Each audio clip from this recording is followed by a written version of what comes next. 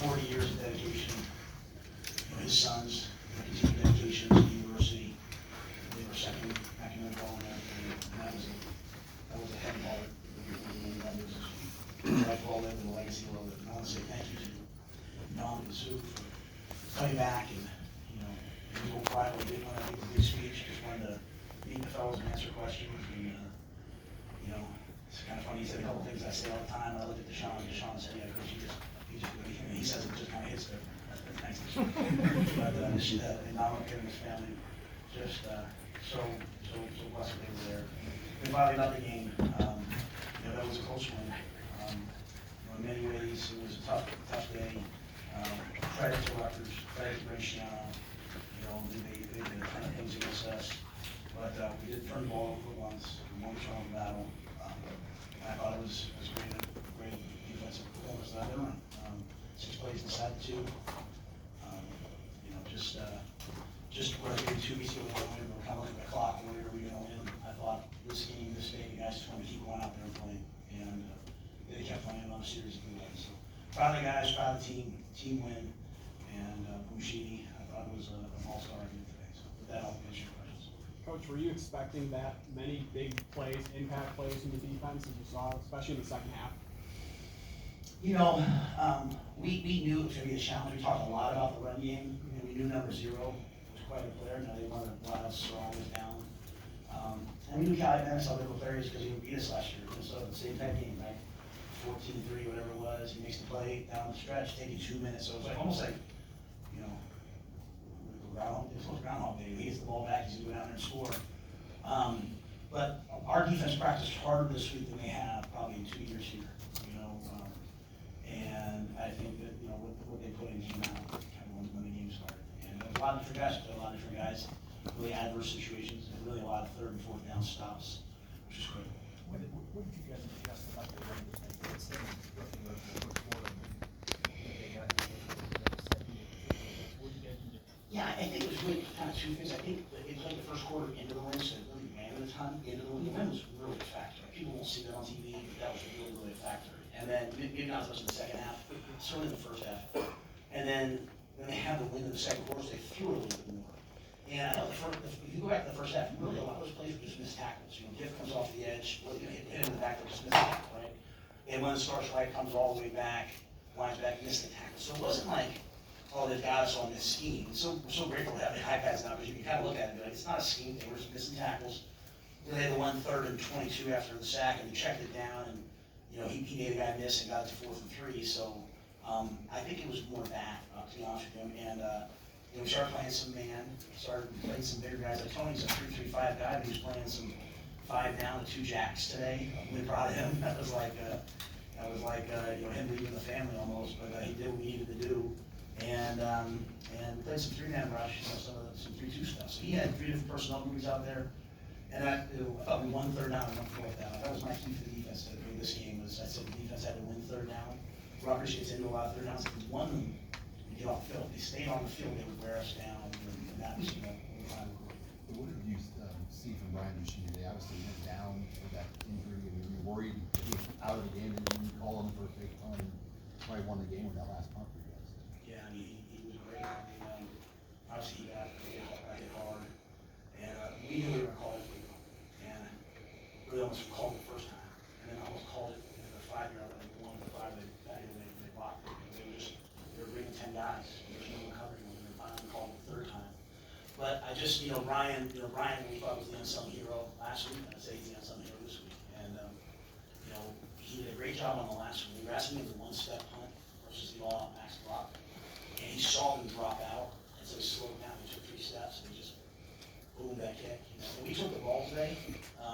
Wanting to have the win in the 4th quarter, and then go get the win in the 4th quarter, that's why we took the ball. And I thought that ball got up in the wind, and it spiraled around, and that was, had that young man try to catch it, it would be a tough catch, I'll say that. So, I'm really proud of Brian. He showed the harder line up there. Did he almost have to, it looked like he was hurt fairly bad after the first block. How close was he to warming up him, and how close was Brian coming out? Yeah, I got out there, and he wasn't moving, so I was concerned. He was like, I'm gonna be okay, it's just like, on the trip from the back hip. and got to the side, and I said, hey, can you just throw the fake punt for me? And he was like, yes, I can throw the fake punt. And we had Johnny Hall kick off. And, I said, well, you throw it into the wind, and he was like, I can throw it in the wind. So he was just locked in, I think he's the guy who's burned bullets in his brain and whatever it takes, and medically he was fine, just, he just took a big hit and sort of, just felt it. And, the goal line, they had 6 cracks after that. How impressive was that, and how important was that? Yeah, I think the thing that our guys are learning is when you have some adversity, it's an opportunity for you to rise up and do something special, So I think we're getting past the point when it's easy, hoping the other team doesn't play well, and just want to go out and play well ourselves. And so that's the message that is invisible. People want to be, go out there and play. I thought, they took the field, they wanted to get out there, we took the PI, and, they played hard. We only had a little Chris Lucky, but he ran twice, and, Nash came around one. I think I would get knocked in practice on him, but they did hits, kind of knocked it out of there, and then, we just defended the fourth down play. So just some really great stuff, and, it was a tough day in the second half on offense, right? Really on third down, but he did come out and hit that ball with Jay Lloyd, which kind of opened the field up a little bit, so we were able to, at least, kind of get out of there. And I have to kind of, things go fast for you in the game, but the defense, they don't care what happens, whether we should be playing. What lessons do you think they can take out of the day-to-day when they were coming after him and he had some moments and sort of like that? I think this is all part of the continuum of learning and growing. And I think you can go back and you just say to yourself, what was it, what bothered you? But at the end of the day, let's make sure, at least for me, I have to make sure, we weren't high flying today on offense. We weren't scoring. We scored 14 in the first half, which was good. They've had a lead pretty much every game, right? The whole key is a team like this is you got to get the lead and make them not play. Had they been up 14-0, we would have seen 70 runs, right? And so we did get the lead, so that's what we needed from the offense. But the key is that we protected the ball. We had the one interception on the RPO, but after that, even as he's taking those sacks, he's at least protecting the football, and we're punting the ball away. So every week, last week was the field goal, this week was the punt, this week was a couple sacks. There's a lot of things we have to improve upon in all areas. Kind of as we fix one thing, second one pops up, but that was a day for the offense, as I said. To them just in there just now, they were having to draw these things up. Greg Schnell is one of the greatest defensive coaches that there is, and he had stuff out there that was really confusing. He had Mike linebackers playing D line, and guys were trying to figure it out. So we'll get better from it. With the offense, you had several, third down, fourth down, short yard guys brought in extra linemen, leaving straight. What did you like about those looks and the way the guys executed? Yeah, well, Mike is a big, powerful guy who's been practicing with us, and so we were going to take some. We were here to win today. We had 4th and 1 on our own 30, whatever it was in the first drive. We ran power. We ran 4th and 1 on the goal line. We thought he'd be a good matchup for us, him knocking the edge back. We really like Barrett Liebenschreiber. He's the guy's getting better and better and better for us. Even the one backed up, we hit that run. I think the big deal today was a day like run the fake punt. This is not negative. It's just run the fake punt. And they just tackle us and it's like, oh, it's sweet, man. The return guy is we hit that power and the safety comes across and gets us lately. We kind of needed to set our line and make that a 21-0 game, but it's going to be Mike involved in the game, and this will be a tape that we can learn a lot from as we heal this week. It's been a tough ride here, right? So in terms of 60, not many teams in the Big Ten don't think of 6 straight games. You see a couple that love to have a bye, so I'm glad you have a bye and see we get better. You didn't mention Caliac Manis had you guys in this spot a year ago, went down and won the game. Was that in any way on your mind when you were out there, or was it just something that came in when you stepped up to the podium? No. Well, I mean, at the end of the day, we knew that as I tried to orchestrate how the game could go, I was talking about how I wanted to go and then, hey, the things that could happen. And one of the things for me was like, hey, if it turns into a throw game, how are we going to play it, right? I mean, they've shown excellent protection. They double chip both edges and they try to protect. And we played a lot of man early, and then late in the game, as we went to a little more zone after they hit those 2 deep balls in the third to last drive. But no, when I'm out there, I'm just thinking, right? But I just know he's a good player, and so when you play against them, you see what they can do. I was happy the field worked out. They were throwing into the wind, and I thought our pass rush really showed up. He was one there early on. It's the first thing you got to get sidelines. Did you feel the advantage of being in the shape for the first Yeah, well, I mean, I think if I was sat on the other side, you know, I might have felt worse, you know, I don't know that I noticed, you know, like, other than it never felt super hot to me, and I think I was more taken with the wind. I don't know if I've ever been a part of a day that's 95 and that windy, especially early on, and then gusting, and so, even pregame balls are kind of flying around a little bit. You remember how, I think they used to feel more correct, right? Right, so, you know, just thought the wind would be a big deal. And it was unique in that the wind came out of the south, instead of it was going south and north in pregame. And when it came out for the kick, it was going north to south.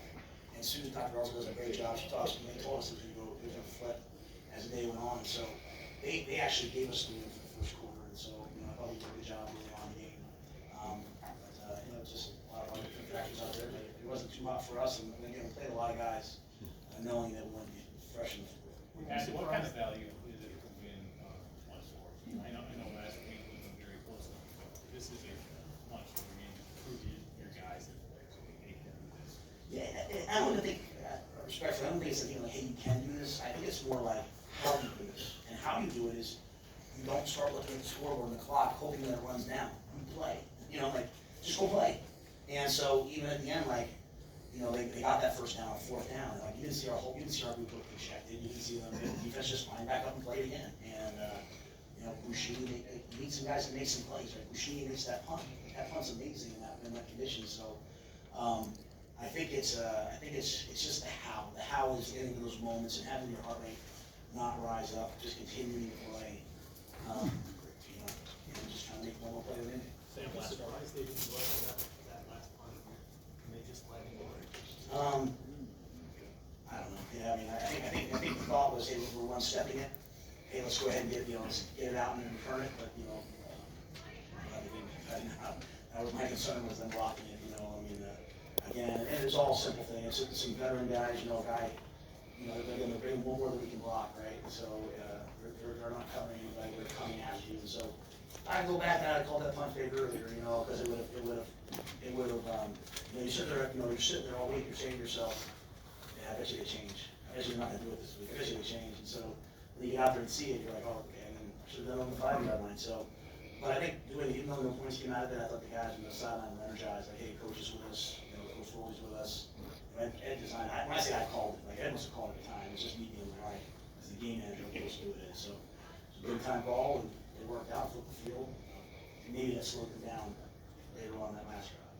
What kind of boost did James Williams? Sorry. James Williams, what kind of boost did he give you? I mean, he's making plays. Talking about guys making plays, there's talent there. I think James is a guy that's practicing, you know, he's trying to get better. He's doing really well in school. He's growing in every facet of his life. I'm very proud of him. And he practices really hard, and as a result, he plays well. This was a week where he did a lot of stuff with good people. So there was reps this week for him, and trying this guy to go on with the scout team and give me an offensive look. No agenda, no egos, just trying to get better at the craft. And then, again, you know, because we took the ball early, and because we were able to get a little bit of a lead, now you're able to pass rush the game, and you kind of change it. All right, thanks, Coach. Thanks, guys.